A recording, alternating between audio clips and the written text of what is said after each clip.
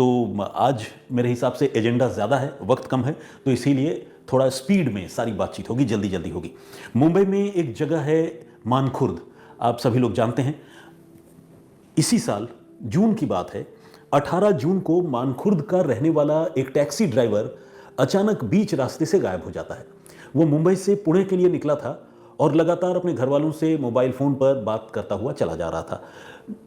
मतलब कुछ एक किलोमीटर गया, बातचीत कर ली, फिर थोड़ी देर गया, किसी रिश्तेदार का फ़ोन आ गया, बात कर ली, इस तरह से वो चला जा रहा था। लेकिन एकाएक उसका मोबाइल फ़ोन बीच रास्ते में स्विच ऑफ हो गया और ऑफ होने के बाद फिर घर वाले उसे ट्राई करते रहे और वो लोकेट नहीं हुआ। तो देखा जाए तो वो बीच रास्ते में कहीं गायब हो गया। कहाँ गया, क्या हुआ उसके साथ, ये एक बड़ी पहेली थी। इस टैक्सी ड्राइवर का नाम था मोहम्मद सलीम अंसारी और उम्र थी 30 साल। तो सलीम जिस तरह से गायब हुआ वो एक मिस्ट्री था। सलीम के घर के लोग मानखुर्द पुलिस स्टेशन पहुंचे और उन्होंने अपने बेटे की गुमशुदगी की रिपोर्ट लिखाई और बताया कि इस तरह से टैक्सी लेकर निकले थे मुंबई से पुणे के लिए और बीच रास्ते में लापता हो गए। पुलिस ने गुमशुदगी की रिपोर्ट लिखी, मानखुर्द पुलिस ने, और इस मामले की छानबीन जांच शुरू की गई। उधर मानखुर्द की पुलिस इस मामले की जांच कर रही थी। तब तक मुंबई पुणे एक्सप्रेस वे पर एक जगह है पुणे के पास जिसका नाम है कामशित। तो इस कामशित पुलिस स्टेशन की हद में सड़क के किनारे एक्सप्रेसवे पर एक अनजान शख्स की लाश कामशित पुलिस को यानी पुणे पुलिस को बरामद हुई, पुणे पुलिस को मिली। लोगों ने जब वो लाश देखी तो उन्होंने पुणे पुलिस को इन्फॉर्म किया। लाश पर चाकुओं के निशान थे और काफ़ी सारा खून मौके पर मौजूद था, बहा हुआ था। तो ये सब देखकर पुलिस मौके पर पहुंची और पुलिस ने डेड बॉडी को रिकवर किया। आपको पता है चाकुओं के निशान है, इतना खून बह चुका है तो जाहिर है मामला कत्ल का होगा। लेकिन ये आदमी कौन था, इसकी पहचान पुणे की कामशित पुलिस को पता नहीं थी।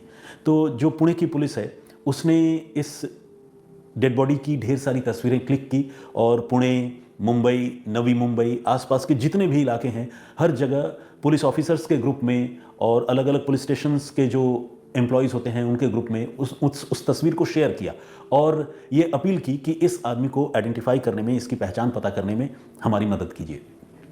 तो एक आदमी गायब हो गया, उसकी अलग जांच चल रही है, दूसरी तरफ लावारिस लाश मिली, उसकी अलग जांच चल रही है। ये दोनों जांच पैरेलल चल रही थी। इस बीच जो मानखुर्द की पुलिस है जिसके पास सलीम अंसारी की गुमशुदगी की रिपोर्ट दर्ज हुई थी, मानखुर्द पुलिस ने सलीम के मोबाइल फ़ोन की कॉल डिटेल यानी सीडीआर निकलवाई और सीडीआर निकलवा कर ये देखा कि मोबाइल फ़ोन लास्ट जो है वो कहाँ तक एक्टिव था और आखिरी बार उस मोबाइल फ़ोन पर किससे उसकी बातचीत हुई थी। ये सारी चीज़ें पुलिस जो है वो एग्जामिन कर रही थी। तो इस कड़ी में पुलिस को कुछ बातों का पता चला। एक बात तो पुलिस को ये पता चली कि ये जो सलीम अंसारी है ड्राइवर, ये मुंबई से पुणे के लिए 18 जून को वाकई निकला था क्योंकि उसका मोबाइल फ़ोन उसी रूट पर ट्रैवल करता हुआ दिख रहा था सीडीआर में, और पुणे के आसपास पहुंचकर ही जो है उसका मोबाइल फ़ोन स्विच ऑफ हो गया था।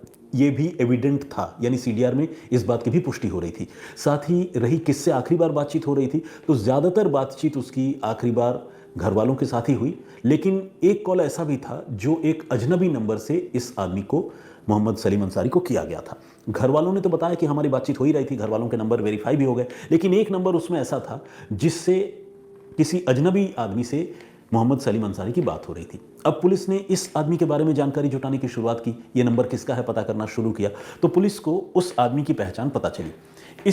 ये नंबर जो है 20 साल के एक नौजवान आदित्य वंधारे का था और ये आदित्य वंधारे का जब पुलिस ने लोकेशन चेक किया, बातचीत तो हुई, वो एक अलग चीज़ है, लेकिन जब आदित्य वंधारे की मोबाइल फ़ोन की लोकेशन पुलिस ने चेक की तो पुलिस ने देखा कि आदित्य वंधारे का फ़ोन जो है इस वक्त पुणे में ही एक्टिव है।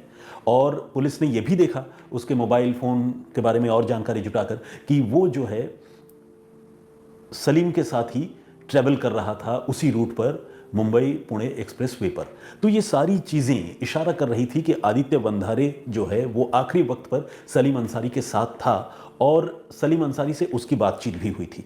तो अब ये शक होने लगा कि क्या सलीम अंसारी की गुमशुदगी में ऐसा तो नहीं कि आदित्य वंधारे का हाथ है। ऐसा मानखुर्द की पुलिस, मुंबई की पुलिस सोच रही थी, लेकिन इस सच का पता लगाने के लिए उसे पुणे पहुंचना था क्योंकि पुणे में ही लास्ट लोकेशन उस मोबाइल फ़ोन की मिली थी। तो अब मुंबई की मानखुर्द पुलिस जब पुणे पहुंची और इस लोकेशन के बारे में पता करते हुए पुणे पुलिस से बातचीत की तो पुणे पुलिस ने यह बताया कि लोकेशन आप जहां बता रहे हैं कामशित, उस जगह पर जो है एक आदमी की डेड बॉडी 18 जून को मिली है। ये जानकारी पुणे पुलिस ने मुंबई पुलिस को दी, क्योंकि मुंबई पुलिस जो है असल में जो आदमी गायब हुआ था मोहम्मद सलीम अंसारी, उसकी गुमशुदगी का पता करते हुए वहां पर पहुंची थी। तो ऐसे में उसकी गुमशुदगी का पता करने के लिए जो सवाल था कि एक आदमी गायब है, तो उसका जवाब पुणे में जाकर यह मिला कि एक डेड बॉडी यहाँ पुणे के पास ही कामशेत में मिली थी। आप चाहे तो उस डेड बॉडी को देख सकते हैं।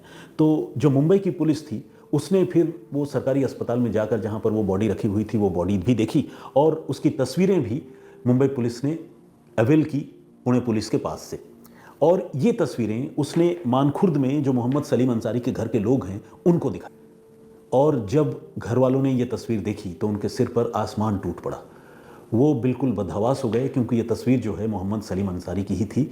30 साल का वो फैमिली मैन, वो टैक्सी ड्राइवर जो बड़ी ईमानदारी से अपने घर के लिए रोज़ी कमाता था और किसी दूसरे लड़ाई झगड़े में, लफड़े में कभी वो शामिल नहीं रहा। लेकिन उसकी हत्या इस तरह से पुणे के पास किसने कर दी, क्यों कर दी, ये एक बहुत बड़ा सवाल था। अब जो मुंबई की पुलिस इस मामले की जांच कर रही थी, उधर पुणे की पुलिस मर्डर केस की जांच कर रही थी। इन दोनों पुलिस ने अब एक साथ मिलकर इस मामले की तफ्तीश को आगे बढ़ाने का फैसला किया। और इस कड़ी में वो जो आदमी एक पुलिस की रडार पर आया था, मोबाइल फ़ोन की लोकेशन और कॉल डिटेल के जरिए, आदित्य वंधारे, पुलिस ने उससे पूछताछ करने का फैसला किया। वंधारे पुलिस को पुणे में ही मिल गया, और जब पुणे में मिल गया तो उससे पुलिस ने ये पूछा, उसको हिरासत में लिया और पूछा कि भाई ये मोहम्मद सलीम अंसारी का क्या मामला है, और तुम्हारी उससे बातचीत हुई थी, उसकी अब हत्या हो गई है, क्या है सच सच बताओ।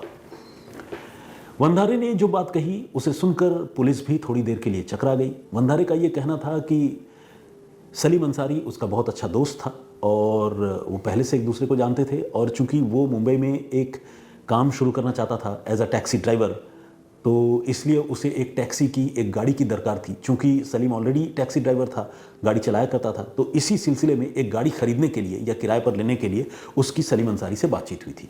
ये बात आदित्य वंधारे ने कही, और ये बात लॉजिकल भी लग रही थी कि हाँ ऐसा हो सकता है। कोई ज़रूरी नहीं कि आदित्य वंधारे ही क्रिमिनल हो या उसी ने सलीम की जान ली हो, ऐसा नहीं है। हो सकता है कि वाकई वो दोस्त हो, क्योंकि जिस आदमी से वो अपनी दोस्ती की बात बता रहा था वो आदमी तो अब इस दुनिया में था नहीं ये बताने के लिए कि वाकई ये आदित्य वंधारे मेरा दोस्त है या नहीं। तो खैर वो मुंबई पुलिस की हिरासत में रहा, और मुंबई पुलिस इस मामले को और गहराई से छानबीन करने में लगी। और इसी क्रम में मुंबई पुलिस ने यह तय किया कि मुंबई और पुणे के बीच में जो टोल नाके हैं, टोल बूथ हैं, उन टोल बूथ के आसपास जो सीसीटीवी कैमरे लगे हैं उन कैमरों की जांच करके पुलिस इस मामले की तह तक पहुंचने की कोशिश करेगी। और इस कोशिश में पुलिस ने जो भी टोल नाके पड़ते हैं मुंबई और पुणे के बीच में, उन टोल नाकों में जो सीसीटीवी कैमरे हैं उसकी फुटेज देखने की शुरुआत की। और इसी कड़ी में पुलिस को एक बड़ी शॉकिंग, बहुत ही चौंकाने वाली इमेज या वीडियो वो पुलिस को नजर आई। पुलिस ने यह देखा कि सलीम अंसारी की जो कार है, यानी उसका जो टैक्सी है, वो टैक्सी पुणे के पास ही एक टोल नाके के पास एक ट्रक टो करके उस टैक्सी को ले जा रहा है।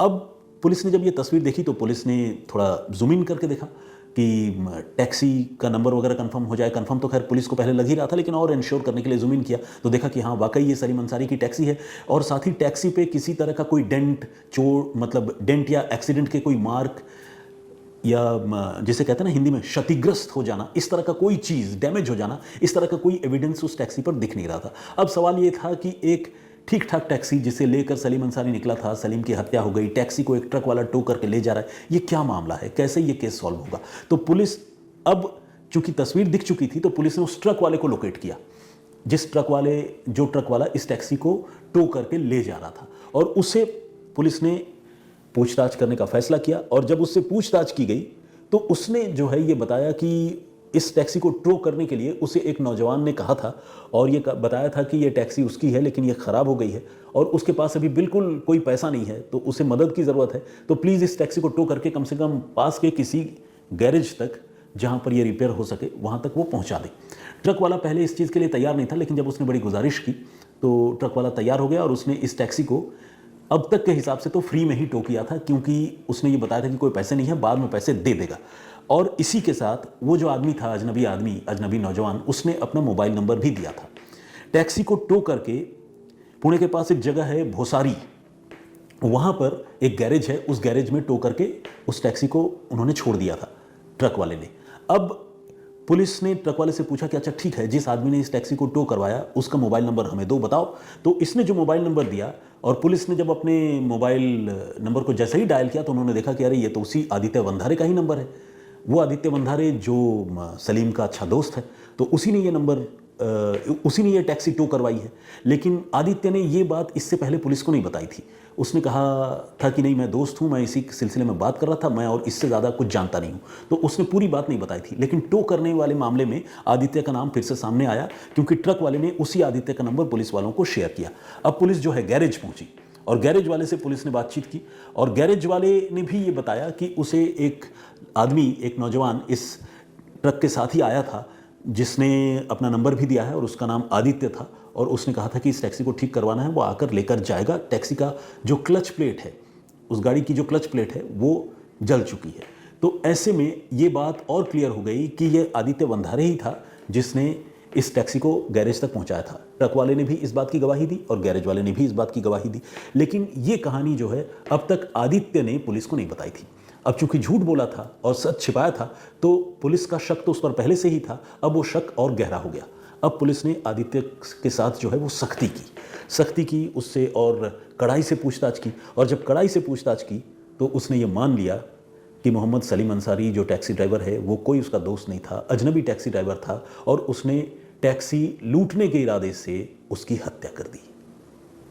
ये दुखद कहानी थी, ये दुखद बात थी। लेकिन ये हत्या की कैसे, पूरी साजिश कैसे रची, और पकड़े जाने के पीछे और क्या वजह रही, तो वो सारी चीज़ें अब और क्लियर हुई जब इससे पूछताछ हुई। ये आदित्य वंधारे जो है वो बेसिकली मध्य प्रदेश, महाराष्ट्र के ही वीड का रहने वाला है। बीड़ एक जगह है, सॉरी, बीड़ का रहने वाला है, और वो स्कूल ड्रॉप आउट है। उसका ये सपना था कि वो मुंबई जाएगा, टैक्सी चलाएगा, किसी अच्छी अमीर लड़की से शादी करेगा और एक दिन अमीर आदमी बन जाएगा। तो मुझे लगता है कि शायद मुंबई या फिल्में ज़्यादा देख ली होंगी, उसका असर इसके दिमाग पर होगा।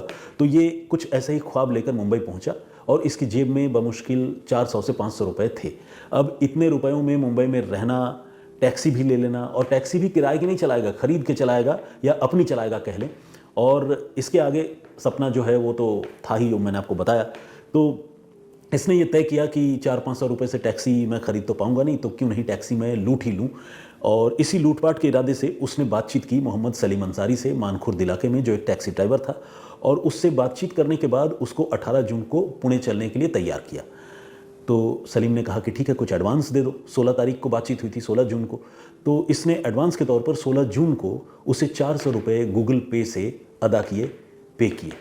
और ये 400 रुपये गूगल पे से पे करना एक बहुत बड़ा एविडेंस इस बात का साबित हुआ कि उसने मोहम्मद सलीम अंसारी की टैक्सी बुक की थी। इसके अलावा टोल प्लाज़ा के पास जो सीसीटीवी फुटेज था उसमें वो गाड़ी का नज़र आ जाना, वो भी इस बात का प्रमाण बना, क्योंकि उस गाड़ी को अल्टीमेटली ये जो आदित्य वंधारे है, इसी आदित्य वंधारे ने टो करवाया था और गैरेज तक पहुंचवाया था। वो इस बात का एक दूसरा प्रमाण या एविडेंस के तौर पर पुलिस के सामने आया। और अब जब इससे पूछताछ हो रही थी तो इसके पास अपना जुर्म कबूलने के सिवाय कोई चारा नहीं था। उसने ये बताया कि प्लानिंग ये थी कि वो पुणे तक जाएगा और बीच रास्ते में ही वो सलीम अंसारी की हत्या करके टैक्सी लूट करके फरार हो जाएगा। और इस कोशिश में वो काफ़ी हद तक कामयाब भी रहा। एक टोल नाके के पास थोड़ी दूर चलने के बाद जब वो टैक्सी ड्राइवर रुका, और जब अपना जो नेचर्स कॉल जिसे हम कहते हैं, वॉशरूम जाने के लिए, उसने एक आइसोलेटेड जगह पर, सुनसान जगह पर अपनी गाड़ी रुकी और फ्री, मतलब जिसे कहते हैं ना, फ्रेश होने के लिए गया। वहाँ से जब वो लौट कर आया तो ये जो आदित्य वंधारे है वो टैक्सी में पूरी तैयारी से बैठा था कि इस बार जब आएगा तो मैं हत्या कर दूंगा, और उसने हत्या कर दी। चाकू उसके पास था। पहले चाकू से उसके गले में 2 घातक वार किए, और इससे पहले कि सलीम अंसारी संभल पाता, उसके एब्डोमिनल पार्ट में, यानी पेट के निचले हिस्से में, ताबड़तोड़ 2-3 और चाकू मारे। तेज धार बड़ा सा चाकू किसी आदमी को इस तरह के वाइटल पार्ट में अगर मारा जाए तो आप समझ सकते हैं उसकी हालत क्या हुई होगी। वो तड़प तड़प कर वहीं पर मौके पर ही एक्सप्रेसवे पर मर गया। सलीम अंसारी की लाश फेंकी और फिर टैक्सी को लेकर वो भागने लगा। लेकिन चूंकि उसे ठीक से गाड़ी भी चलानी नहीं आती थी, कार चलानी नहीं आती थी, तो उसका नतीजा ये हुआ कि कुछ दूर जाने के बाद उसने क्लच प्लेट इतना दबाकर गाड़ी चलाया कि वो क्लच प्लेट जो है वो जल गया, और जल जाने की वजह से फिर गाड़ी आगे नहीं बढ़ रही थी। ऐसे में फिर उसने एक टो ट्रक वाले से बातचीत की और उसको राज़ी किया कि ट्रक को, टैक्सी को वहाँ तक पहुँचाए, गैरेज तक। तो टो ट्रक वाले से जब बातचीत हुई तो पैसे तो थे नहीं, उससे वादा किया कि ये लो मेरा नंबर और मैं पैसे तुम्हें बाद में दे दूंगा। गैरेज वाले से भी उसने यही बातचीत की थी। तो अब सारी कड़ियाँ, सारी चीज़ें जुड़ गई और इस तरह से चंद दिनों के अंदर मोहम्मद सलीम अंसारी का जो कातिल था आदित्य वंधारे, उसे मुंबई की मानखुर्द पुलिस ने पुणे पुलिस के साथ मिलकर पकड़ लिया, गिरफ्तार कर लिया। और एक ऐसा आदमी जिसकी किसी से कोई दुश्मनी नहीं थी, कोई अदावत नहीं थी, कोई रंजिश नहीं थी, उसकी हत्या एक सिरफिरे नौजवान ने कर दी, जो क्रिमिनल माइंडेड होने के साथ साथ बहुत बेवकूफ़ भी था, जिसने बेवजह, मैं कहूँगा, एक इंसान की जान ले ली। तो ये बड़ी दुखद कहानी थी, लेकिन कुदोस टू मुंबई पुलिस और पुणे पुलिस जिन्होंने इतनी शिद्दत से इस मामले की तफ्तीश की और गुनहगार को धर दबोचा। इस पूरे घटनाक्रम पर आप क्या सोचते हैं, आपका नज़रिया क्या है, प्लीज़ कमेंट करके ज़रूर बताइएगा।